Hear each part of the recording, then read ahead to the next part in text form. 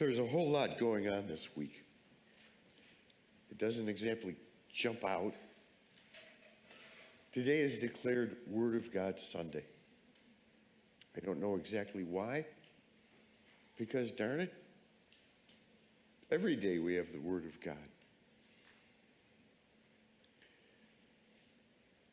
There are tens of thousands gathered in Washington this weekend because tomorrow is the 50th anniversary of the Roe versus Wade passage. They're celebrating the end of Roe versus Wade, witnessing to the reverence of human life. An issue, of course, that's still very divisive in our culture, even our church. You're all aware of Tuesday, of course. Feast of St. Francis de Sales. Come on. And Wednesday is the end of the annual week of prayer for Christian unity. This has been going on well over 100 years. We still haven't made a whole lot of progress, but we are still praying, hoping, and working that all these divisions in Christianity might somehow come to an end, that we can be one. And we have this gospel message. Pretty familiar, pretty interesting. Follow me. And darn these fishermen, there's no hesitation. At once, immediately, they follow. You know, your marriage is a vocation. Maybe you have a life as a single person. It's a vocation. As a priest, Mike and I, we have vocations. We have our stories, and so do you. But remember this. Once you embrace a vocation, the Lord continues to call. Very interesting in the life of Mother Teresa. She was born in 1910 in Albania. She was inspired by the Sisters of Loreto. I don't know if they taught her, but she was certainly exposed to them. And she joined the community and went all the way to Ireland for formation. And then came to India, where she was a high school teacher. But something happened. She was well exposed to the reality of life in Calcutta, the bitter poverty there. And riding a train one day, she just had this call. And in the course of 2 years, she left that community, the one she loved so. She left her students she was so devoted to and began that ministry that inspired the world. Did you know that when she first arrived in Calcutta, I think it was just with one other sister, the people threw stones at them because they were Christians? But the first person they helped was an old Hindu priest. And when he recovered and told his story, they threw no more stones. In the middle of her life, she had this change of vocation. You know the name Fabian? Well, back when I was in high school, Fabian was a big singer and a movie star. I think his big hit was Set Me Loose.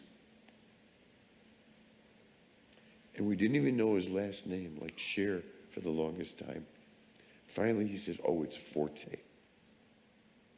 But Friday was the feast of Saint Fabian, who gave his life for his faith in the year 250.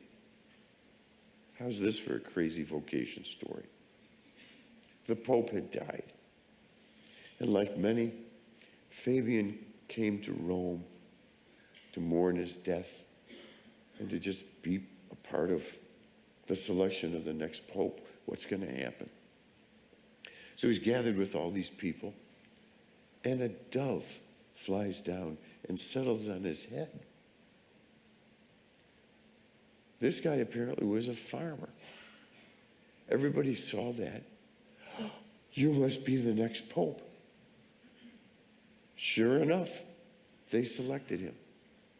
And you know, he was a brilliant pope. Served for 14 years. A new emperor came in, decided he didn't like Christians, and started the persecution by beheading him. Wednesday is the feast of the conversion of St. Paul. You know his story. A bitter opponent of Christianity, and in a moment was struck with great light. Why are you persecuting me? Who are you? I'm Jesus, whom you're persecuting. And everything changed. He still calls. On Friday, we had a formal, with notebook, walkthrough of our new office wing. It's going to be completed by the end of the month. And the kitchen will be finished by the end of February. Well, let me tell you, it's wonderful. I kept saying, well, what's this room for?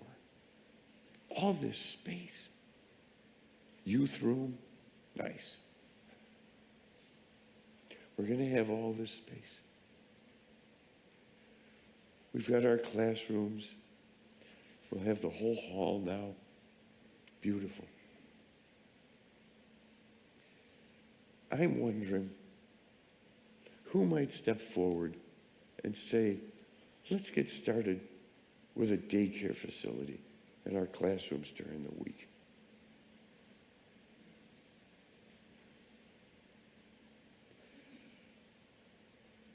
We have a shortage of Eucharistic ministers. Chris will be putting out a big push in the near future. But if you're not one, I hope you consider it. It could just be a call.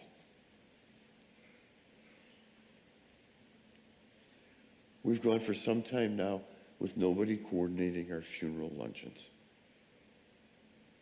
Hello? Consider it.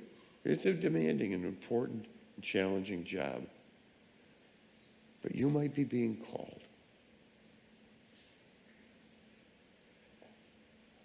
There's something in us, of course, that just wants to be comfortable.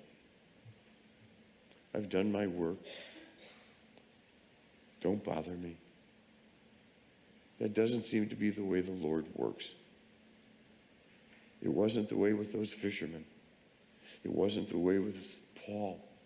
It wasn't the way with Fabian, with Mother Teresa. And it's not the way with us. He keeps calling. Come closer. Take another step. Stay open. Don't get too comfortable. May God bless us all.